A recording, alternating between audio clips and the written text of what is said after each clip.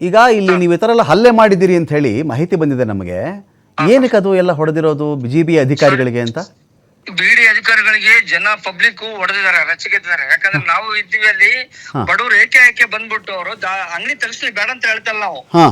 ಏಕೆ ಬಂದ್ಬಿಟ್ಟು ತಾಯಿ ಮಗು ತಂದೆ ಅನ್ನ ಊಟ ಮಾಡ್ಕೊಂಡು ನಾಷ್ಟ ಮಾಡ್ಕೊಂಡು ಅಂಗಡಿ ಕುಂತಾಗ ಬಂದು ಏಕೆ JCB ಹೊಡೆದಾಗ ಅವ್ರಿಗೆ ನಾವು ರಕ್ಷಣೆ ಮಾಡ್ಲೇಬೇಕಲ್ಲ ಹೋರಾಟಗಾರರು. ಈಗ ಹೋರಾಟ ರಕ್ಷಣೆ ಮಾಡಿ ಬಸವರಾಜ್ ಅವರೇ, ಏನಾಗುತ್ತೆ ಇಲ್ಲಿ ಇದು GBA ಕಾರ್ಯಾಚರಣೆ ಏನು ಮಾಡ್ತಿದ್ಯಲ್ಲ, ಇದು ಇವತ್ತು ನಿನ್ನೆಯಿಂದ ಶುರುವಾಗಿರೋ ಕಾರ್ಯಾಚರಣೆ ಅಲ್ಲ. ಎಲ್ರಿಗೂ ನೋಟಿಸ್ಗಳು ಬಂದಿದೆ, ಫುಟ್ಪಾತ್ ತೆರವು ಮಾಡಬೇಕು. ಬಂದಿಲ್ಲ ನೋಟಿಸ್, ನಮ್ಮ ಅಂಗಡಿಗೆ ಹಾಕಿಲ್ಲ, ಅವ್ರಿಗೆ ಕೊಟ್ಟಿಲ್ಲ ನೋಟಿಸ್. ಏಕೆ ಬಂದು ದಾಳಿ ಮಾಡಿದಾರೆ ಅಲ್ಲ, ಕೇಳಿಸ್ಕೊಳ್ಳಿ, ಏಕಾಏಕಿನೇ ಬಂದು ದಾಳಿ ಮಾಡ್ತಿರೋದು. ವಿಷಯ ಗೊತ್ತಿದೆ ಅಂತ ಹೇಳಿದ್ದು ನಾನು ನಿಮಗೆ.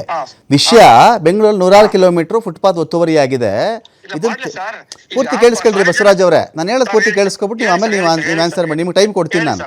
ಈಗ ಯಾರು ಬೈರೇಗೌಡರು, ಕೃಷ್ಣ ಬೈರೇಗೌಡರು ಬಂದು ಇದನ್ನೆಲ್ಲ ಆರ್ಡ್ರ್ ಮಾಡಿರೋದು. ಎಲ್ಲ ಕಡೆ ಅವ್ರಿಗೆ ಮಾಧ್ಯಮದಲ್ಲೂ ನಾವು ಹೇಳ್ತಾ ಇದ್ದೀವಿ, ಹಾಗೆ ಅವ್ರ ಮೆಸೇಜೂ ಇದೆ. ಬಂದು ತೆರವು ಮಾಡಬೇಕಾದ್ರೆ ಈಗ ಇವ್ರ ಅಧಿಕಾರಿಗಳಿಗೆ ಹೊಡೆದ್ರೆ ಏನು ಬಂತು? ನೀವೇನೋ ಆರ್ಡ್ರ್ ತರೋದಿದ್ರೆ ತೆರವು ಮಾಡ್ಲಿ, ನಾವು ಬೇಡ ಅಂತ ಹೇಳ್ತಾ ಇಲ್ಲ ಸರ್. ತೆರವು ಮಾಡ್ಲಿ, ನಮ್ದು ಬೆಂಬಲ ಇದೆ ಹೋರಾಟಗಾರರು. ಓಕೆ, ಏಕಾಏಕಿ ಬಂದ್ಬಿಟ್ಟು JCB ತಂದು ಅಂಗಡಿ ಮೇಲೆ ಲಕ್ಷಾಂತರ ರೂಪಾಯಿ. ಅಲ್ಲ ರೀ, ಈಗ ಎಲ್ಲಾ ಕಡೆ JCB ತಂದೆ ಅವ್ರು ತೆರವು ಮಾಡ್ತಿರೋದು. ನಿಮ್ಗೆ ಅಲ್ಲಿ ಶಿವಾಜಿನಗರಕ್ಕೆ ಸರ್ ಅಲ್ಲ ಸರ್, ಅಂಗಡಿ ಬಂದು ಎತ್ಕೊಂಡು ಹೋಗ್ಲಿ ಬೇಡ ಅಂತ ನಾವ್ ಹೇಳ್ತಾ ಇಲ್ಲ.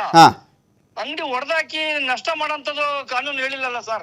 ಈಗ ಅದಕ್ಕೆ ಏನಾಗುತ್ತೆ, ಅದಕ್ಕೆ ನೀವು ಅವಾಗ ಏನ್ ಮಾಡಬಹುದು? ಕೋರ್ಟ್ರಿಂದ ಆರ್ಡರ್ ತರಬಹುದು. ನೀವು ನೋಡಿ ಸ್ವಾಮಿ, ನಮ್ಮ ಅಂಗಡಿನೇ ಸರ್ ಬಂದು ಹೊಡೆದಾಕಿದ್ರಲ್ಲ ಪಾಪ, ಬಂದು ಏಕೆ ಲಕ್ಷಾಂತರ ರೂಪಾಯಿ ಐಟಮ್ಗಳೆಲ್ಲ ತುಂಬಿಕೊಂಡು ಹೊಡೆದು. ಈಗ ನೀವು ಬಸವರಾಜ್ ಅವರೇ ಪೂರ್ತಿ ಕೇಳಿಸ್ಕೊಂಡ್ರೆ ಮಾತಾಡ್ಬೋದು. ನಾನು ಹೇಳ್ತಿರೋದು ಏನು ಗೊತ್ತಾ, ನಿಮ್ಮ ಅಂಗಡಿಗೆ ಡ್ಯಾಮೇಜ್ ಮಾಡಿದರೆ ಖಂಡಿತ ನೀವು ಯಾರ್ಯಾರು ಡ್ಯಾಮೇಜ್ ಮಾಡಿದ್ರೋ, JCB ನಂಬರ್ ಯಾವುದೋ, GB ಅಧಿಕಾರಿಗಳು ಯಾರು ಬಂದಿದ್ರೋ ದಯವಿಟ್ಟು ಕಂಪ್ಲೇಂಟ್ ಮಾಡಿ ಅವ್ರಿಗೆ. ಅವ್ರು ಹೇಳ್ತಿರೋದು ಫುಟ್ಪಾತನ್ನು ಒತ್ತುವರಿ ಮಾಡ್ಕೊಂಡಿದ್ದಾರೆ, ಫುಟ್ಪಾತ್ಗೆ ಚಾಚ್ಕೊಂಡಂತೆ ಅಂಗಡಿಗಳಿವೆ. ಇಷ್ಟೇ ಬೇರೆ ಕೊಡ್ರೆ ಹೇಳಿದಾರೆ ಸರ್. ಈಗ ಸಾರ್ವಜನಿಕರು ತೊಂದರೆ ಆಗಲಿ ಎಲ್ಲಿದೆ ಅಲ್ಲಿ ಮಾತ್ರ ಎತ್ತರ ಅಂತ ಹೇಳಿದ್ದಾರೆ. ಇಲ್ಲಿ 25 ಅಡಿ ರೋಡ್ ಇದೆ, ಯಾರಿಗೆ ತೊಂದರೆ ಆಗಲ್ಲ.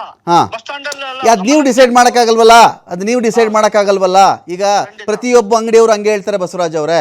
ಪ್ರತಿ ಅಂಗಡಿಯವರು ಇಲ್ಲೇನು ಪ್ರಾಬ್ಲಮ್ ಆಗಿಲ್ಲ, ಆರಾಮ ಜನ ಓಡಾಡ್ತಿದ್ರೆ ಅಂತ ಪ್ರತಿ ಅಂಗಡಿಯವರು ಅವ್ರ ಜಾಗ ಉಳಿಸ್ಕೊಳ್ಬೇಕು ಅಂತ ಹಾಗೆ ಮಾತಾಡ್ತಾರಲ್ವಾ.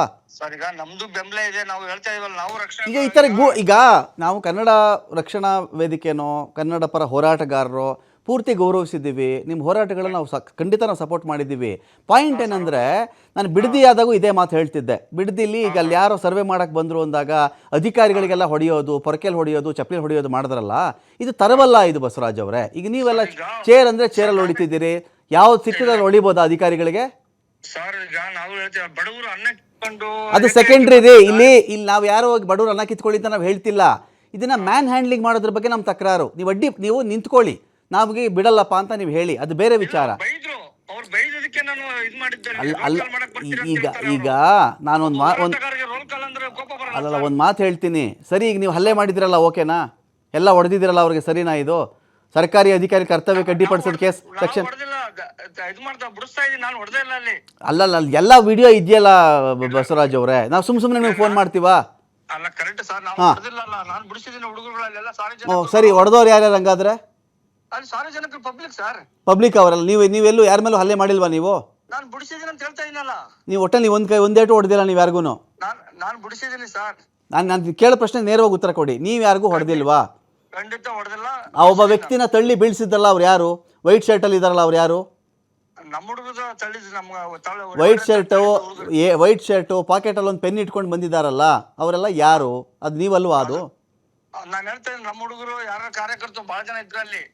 ನಾನು ಹೇಳ್ತಿದ್ದೀನಿ, ನಾನು ಸ್ಟ್ರೈಟಾಗಿ ಹೇಳ್ತೀನಿ ಬಸವರಾಜ್ ಅವರೇ, ನೀವು ಹಲ್ಲೆ ಮಾಡಿದ್ದೀರಾ ಮಾಡಿಲ್ವಾ? ನೀವು ಮಾಡಿಲ್ಲ.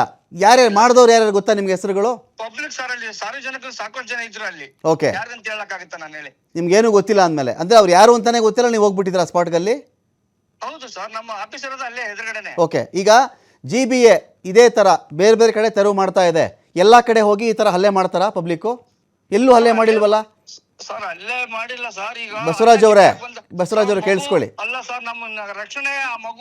ಈಗ ನಾವು ಯಾರೂನು ಬಸವರಾಜ್ ಅವರೇ, ಈಗ ಬೆಂಗಳೂರಲ್ಲಿ 1 ಕಿಲೋಮೀಟರ್ ಅಲ್ಲ 106 ಕಿಲೋಮೀಟರ್ ತೆರವಾಗಿದೆ ಫುಟ್ಪಾತು. ಎಲ್ಲೂ ಯಾರೂ ಹೊಡೆದಿಲ್ಲ, ಹಲ್ಲೆ ಮಾಡಿಲ್ಲ. ಶಿವಾಜಿನಗರದಲ್ಲಿ ಈ ಥರ ನೀವು 25 ಅಡಿ ರೋಡ್ ಇತ್ತು, 50 ಅಡಿ ರೋಡ್ ಇತ್ತು ಅಂತ ಹೇಳಿ ಹೊಡೆದು ಬಿಟ್ರೆ ಅಧಿಕಾರಿದ ಏನು ತಪ್ಪಿರುತ್ತೆ ಹೇಳಿ? ಸರ್ಕಾರದ ಆದೇಶ ಪಾಲಿಸ್ಬೇಕಲ್ಲ ಅಧಿಕಾರಿ. ಆತ ಸಂಬಳ ಕೆಲಸಕ್ಕೆ ಇರ್ತಾನಲ್ವಾ? ಸಂಬಳ ಕೆಲಸಕ್ಕೆ ಇರ್ತಾನೆ ಅವನು. ಅಲ್ಲ ಸರ್, ಹೇಳಿದ್ರೆ ನಾವೇ ತೆಗಿಸ್ತಿದ್ವಲ್ಲ ಸರ್. ಏಕಾಏಕಿ ಬಂದು ದಾಳಿ ಮಾಡಂತದ್ದು, ಹೊಡಿಯಂತದ್ದು, ಮಕ್ಕಳು ಊಟ ಮಾಡೋದ್ ಕಿತ್ಕೋದು ತಪ್ಪಲ್ವಾ ಸರ್? ಬಸವರಾಜ್ ಅವರೇ, ನಮಗಿರೋ ಮಾಹಿತಿ ಹೇಳ್ಬಿಡ್ತೀನಿ. ನಾವು ಮಾಡಿದ ತಪ್ಪು ಸರ್ ಹೇಳ್ತಾ ಇದ್ರೆ, ಅವ್ರು ಮಾಡಿದ ತಪ್ಪು ಅಲ್ಲ ಕೇಳಿಸ್ಕೊಳ್ಳಿ, ನಮಗಿರೋ ಮಾಹಿತಿ ಹೇಳ್ತೀನಿ ಕೇಳಿಸ್ಕೊಳ್ಳಿ. ಇದೇ ಸರ್ಕಾರದ ಆದೇಶ ಬಂದಿರೋದೇನು ಅಂದರೆ, ನೀವು ತೆರವು ಮಾಡಿಬಿಡಿ ಅಂತಾನೆ. ಇದು ಒಬ್ರಿಗಲ್ಲ, ಯಾರೆಲ್ಲ ಫುಟ್ಪಾತ್ ಅತಿಕ್ರಮಿಸಿಕೊಂಡಿದ್ದೀರೋ ನೀವು ತೆರವು ಮಾಡಿಬಿಡಿ ಅಂತಾನೆ ಇರೋದಲ್ಲಿ. ಯಾರು ತೆರವು ಮಾಡಿಲ್ವಲ್ಲ ಅಲ್ಲಿ ಸರ್ಕಾರ JCB ತರ್ತಾ ಇರೋದು. ಅಲ್ಲ ಸರ್, ಈಗ ಬಡ್ಡಿ ನಾವು 3% 2% ಬಡ್ಡಿ ತಂದು ವ್ಯಾಪಾರ ಮಾಡೋರನ್ನ ನಷ್ಟ ಮಾಡ್ಬಿಟ್ಟು ಈಗ ಆ ವಿಚಾರನ ನೀವು ಕೋರ್ಟಲ್ಲಿ ಪ್ರಶ್ನೆ ಮಾಡ್ಕೋಬಹುದು, ಸರ್ಕಾರ ಆದೇಶ ಚಾಲೆಂಜ್ ಮಾಡ್ಬೋದು. ನೀವು ಬಡ್ಡಿ ಕಟ್ಟಿಲ್ಲ ಅಂತ ನಾವು ಹೇಳ್ತಿಲ್ಲ. ನನ್ನ ಪ್ರಶ್ನೆ ಏನು ಗೊತ್ತಾ, ನಿಮಗೆ ವಿರೋಧ ಮಾಡೋಕ್ಕೆ ನಿಮಗೂ ಹಕ್ಕಿದೆ, ವಿರೋಧ ಮಾಡಿ. ಹಲ್ಲೆ ಮಾತ್ರ ನಾನು ಹೇಳ್ತಿರೋದು, ಹೊಡೆಯೋದು ಸರಿನಾ ಅಂತ ನನಗೆ ಅಷ್ಟೇ. ಇದು ಸರಿ ತಪ್ಪು ನಾನು ಮಾತಾಡ್ತಾ ಇಲ್ಲ ಅಲ್ಲಿ. ಇಲ್ಲ, ನಾವು ಹೇಳಿದ್ರೆ ಅವರು ಕೈ ಎತ್ತಿದಕ್ಕೆ ಹುಡುಗರು ಗೋಪ ಬಂದು ನಮ್ಮ ಎದಿ ಮೇಲೆ ಅಂಗಡಿದಕ್ಕೆ ಹುಡುಗರು. ಈಗ ನಿಮ್ನೆಲ್ಲರನ್ನು ಅರೆಸ್ಟ್ ಮಾಡಕ್ ಬರ್ತಿದಾರಲ್ಲ ಪೊಲೀಸರು, ಓಕೆನಾ ನಿಮ್ಗದು? ಸರ್ ನೋಡಿ, ಹೋರಾಟ ಅಂದ್ಮೇಲೆ ಇವೆಲ್ಲ ಕೇಸು ಸಾಮಾನ್ಯ ಅಲ್ಲ ಸರ್ ಹೋರಾಟಗಾರರಿಗೆ. ಸರಿ, ಕೇಸ್ ಹಾಕ್ಸ್ಕೋತೀರಿ ಈಗ ಹಾಗಾದ್ರೆ? ಹೋರಾಟಗಾರ ಏನ್ ಮಾಡಕ್ಕಾಗಲ್ಲ ಸರ್, ಕೇಸ್ ಹಾಕ್ತಂದ್ರೆ ಹಾಕಿ ನ್ಯಾಯಪರ ಮಾಡಿದ್ವಿ ನಾವು. ಸರಿ ಮಾಡ್ಲಿಲ್ಲ. ಆಯ್ತಾ? ನಾಡು ಪರ ಯಾವ ಸಂಘಟನೆ ಅವರು ಬಸವರಾಜ್ ಅವರೇ? ನೀವು ಯಾವ ಸಂಘಟನೆ? ನೀವು ನಿಮ್ಮ ಸಂಘಟನೆ ಹೆಸರೇನು? ನಮ್ಮ ಕರ್ನಾಟಕ ಸೇನೆ. ನಮ್ಮ ಕರ್ನಾಟಕ ಸೇನೆನಾ? ಆಯ್ತು ಬಸವರಾಜ್ ಅವರೇ, ಥ್ಯಾಂಕ್ ಯು ಮಾತಾಡೋದಕ್ಕಾಗಿ. Thank you. ಇದು ಬಸವರಾಜ್ ಅವರ ಮಾತಿದು. ಅಂದರೆ ಏನಾಗ್ತಿದೆ ಇಲ್ಲಿ ಅಂತ ಹೇಳಿದ್ರೆ, ಈಗ ಯಾರೇ ಫುಟ್ಪಾತ್ ವಿಚಾರ ಆಗಲಿ, ಇಲ್ಲಿ ಬಡವರ ವಿರೋಧ ಇದ್ದೀವಿ ನಾವು, ಅವರ ಅಂಗಡಿಗಳು ತೆಗಿತಾರೋ ಸರಿ, ಇದೆಲ್ಲ ಇಲ್ಲಿ ವಾದ ಇರೋದು. ಇಲ್ಲಿ ವಿಚಾರ ಏನಿದೆ, ಸರ್ಕಾರ ಆದೇಶ ಮಾಡಿರೋದೇನು ಅಂತ ಹೇಳಿದ್ರೆ, ಫುಟ್ಪಾತಲ್ಲಿ ವ್ಯಾಪಾರ ಮಾಡಬೇಡ್ರಪ್ಪ ನೀವು.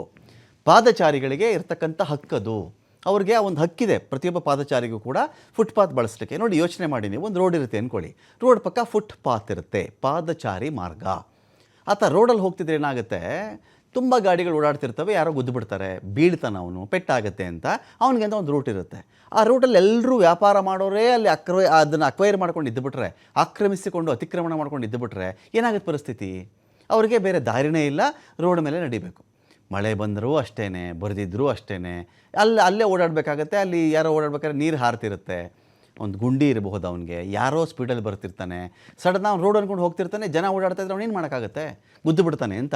ಇಲ್ಲಿ ಯಾರದ್ದೇ ವಿರೋಧಗಳಿದ್ದರೂ ಕೂಡ, ನಾನು ಬಿಡದಿ ವಿಚಾರದಲ್ಲೂ ಇದೇ ಮಾತಾಡಿದ್ದೀನಿ, ಈ ವಿಚಾರದಲ್ಲೂ ಇದೇ ಮಾತಾಡ್ತೀನಿ. ನಿಮ್ಮ ಆಕ್ರೋಶ ಕೋಪ ಏನೇ ಇರಲಿ, ಕಾನೂನು ಪ್ರಕಾರ ಬಗೆಹರಿಸಿಕೊಳ್ಳಿ, ವಿರೋಧ ಮಾಡಿ, ಪ್ರತಿಭಟನೆ ಮಾಡಿ, ಸ್ಥಳಕ್ಕೆ ಅಧಿಕಾರಿಗಳಿಗೆ ಕರೆಸ್ಕೊಳ್ಳಿ. ಆದರೆ ಮ್ಯಾನ್ ಹ್ಯಾಂಡ್ಲಿಂಗ್, ಈ ಥರ ಹಲ್ಲೆ ಮಾಡೋದು, ಬಿಂದಿಗೆ ಅಂದರೆ ಬಿಂದಿಗೆ, ಬಕೆಟ್ ಅಂದರೆ ಬಕೆಟು, ಚೇರ್ ಅಂದರೆ ಚೇರು, ಯಾವುದರಲ್ಲಿ ಹೊಡೆದು ಬಿಟ್ರೆ ಸರಿಯಪ್ಪ. ಈಗ JB ಅಧಿಕಾರಿಗಳು ಸರ್ಕಾರದ ಆದೇಶ ಬಂದಿದೆ, ಅಲ್ಲಿಗೆ ಬಂದಿದ್ದಾರೆ, ಫುಟ್ಪಾತ್ ತೆರವು ಮಾಡ್ತೀವಿ ಅಂತೇಳಿ. ಇದಕ್ಕಿಂತ ಮುಂಚೆ ಬಂದಿದ್ರಾ? ಆದೇಶಕ್ಕೆ ಮುಂಚೆ ಬಂದು ಈ ಥರ ಎಲ್ಲ ಮಾಡಿದ್ರಾ ಅವರು? ಅವ್ರ ಪಾಡಿಗೆ ಅವ್ರ ಆಫೀಸಲ್ಲಿ ಕೆಲಸ ಮಾಡ್ಕೊಂಡಿದ್ರಲ್ವ? ಸೊ ಅವ್ರು ಬಂದರು ಅಂಥೇಳಿ